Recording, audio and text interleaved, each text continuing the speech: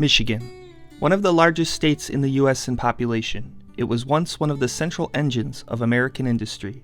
From its huge presence in the auto industry to its iron and copper mines in the Upper Peninsula, this state was a center of manufacturing, materials, and commerce, enhanced by its location in the center of the Great Lakes region and the Great Lakes themselves. Though it had much prosperity in the past, it has experienced much change. This is what happened to Michigan.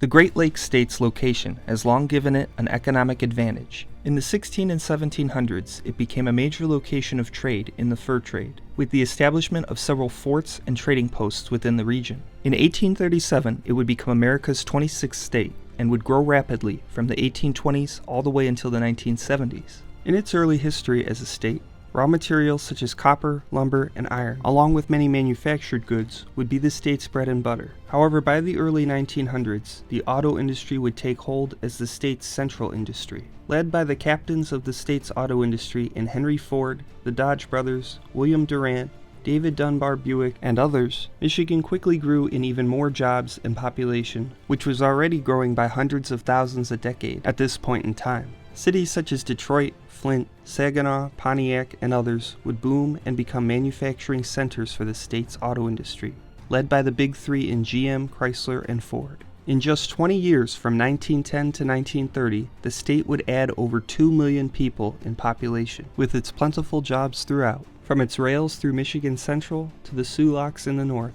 the state's infrastructure would be an asset for the country at large. All seemed well for the state going into the mid-century. Even World War II had given the state a renewed emphasis on its manufacturing and material abilities. It would not be long after, though, that its status would quickly change. As was the case with most of the Rust Belt, deindustrialization would hit the state hard, and this was despite infrastructure being further improved by the interstate highways in the 1950s. Foreign competition, outsourcing, declines of unions, and many other factors would have their effect. Throughout the second half of the 20th century, thousands upon thousands would lose their jobs. All across the state, people would leave and abandoned homes would become common. This would not be limited to the auto industry in Michigan either, as there would be much decline in the Upper Peninsula in its mining industry. With the decline of that and the Minnesota Iron Range, freight volumes through Michigan would decline as well. Despite the many declines in its economy, the state's population would not really slow down in growth until the 1980s, though in relation to the rest of the country, its growth rate was much lower. And in the 2000s decade, it would post a slight decline in population,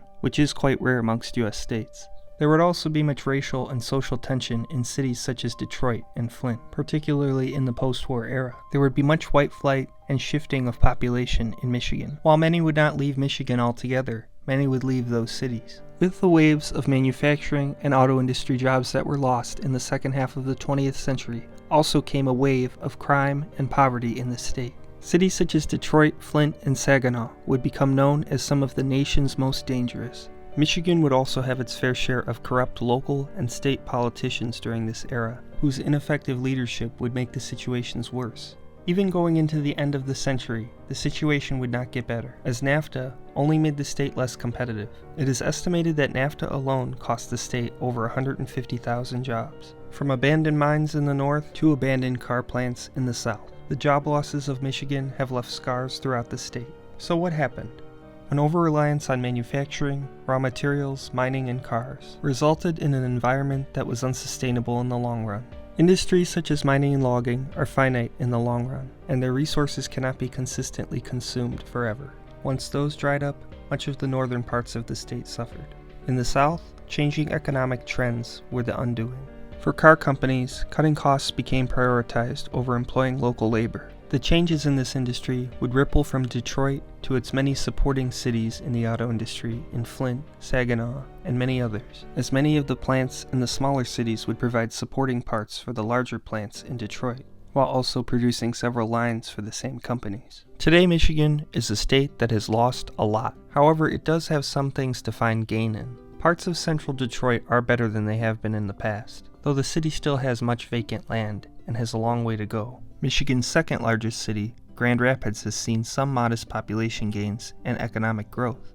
A Michigan city that wasn't as reliant on the auto industry, it did not see the same level of decline that other Michigan cities did.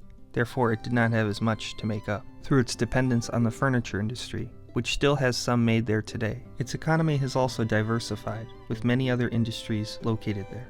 Today, one of the state's biggest industries is the state itself, with its many lakes, shorelines, sand dunes, and parks. Places such as Traverse City and Mackinac Island have thrived in the tourism industry. In this regard, the state has much to offer. A state in transition, it remains to be seen where Michigan goes from here. Thank you for watching.